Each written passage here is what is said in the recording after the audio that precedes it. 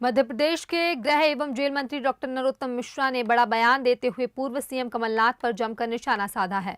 उन्होंने कहा है कि वादों से छलांग लगाना कमलनाथ को आता है, इसलिए वे वादों से मुकर जाते हैं। मिश्रा ने आगे कहा कि कमलनाथ गरीबों की पीड़ा को नहीं समझ सकते, वे प्रवासी पक्षी हैं और 3 नवंबर के बाद दिल्ली चले जाएंगे। उन्होंने दावा किया कि बीजेपी विकास के नाम पर वोट मांगती है, लेकिन कांग्रेस का कार्यकर्ता उसके नेताओं की करतूतों के चलते घर बैठ गया है। ये रथ वहाँ पर जाएंगे, वहाँ हमारे कार्य की उपलब्धियाँ, केंद्र सरकार की उपलब्धियाँ, राज्य सरकार की उपलब्धियाँ, ये सारी जनता को बताने वाले हैं।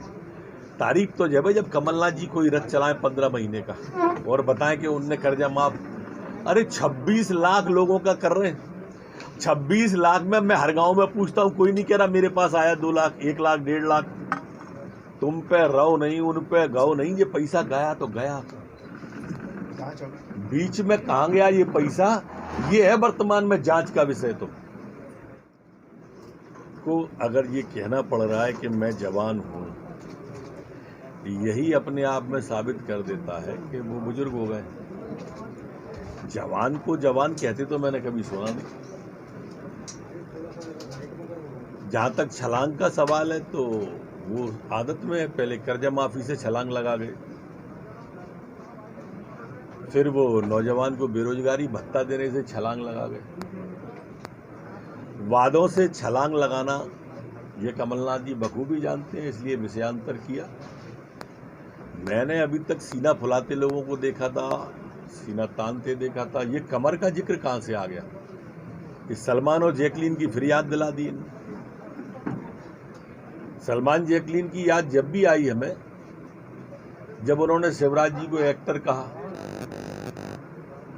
अब ये एक्टरों के साथ इनका संपर्क रहा है, उद्योगपति रहे हैं बड़े, बंबई में भी इनके ऑफिस हैं उद्योग से जुड़े हुए।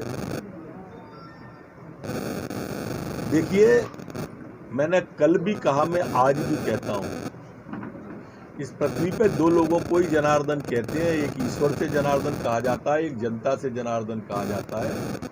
और माननीय शिवराज सिंह जी ने जनता जनार्दन के सामने घुटने टेके, इनकी तरह गांधी परिवार के घुटने नहीं टेके। ये गरीब की पीड़ा समझते ही नहीं है कमलनाथ जी। अरे जो मेन वचन पत्र था उसका हसरा आपने देखा।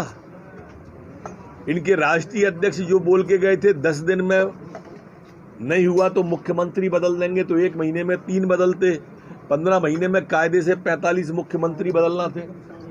ऐसा कोई मंत्री नहीं होता जो मुख्यमंत्री नहीं बनता। आप सबने अपनी आंख से देखा, वो एक्चुअल आग थी, वर्चुअल आग नहीं थी। कोई 3D वाली आग नहीं थी जिसमें वो जवान घुसा।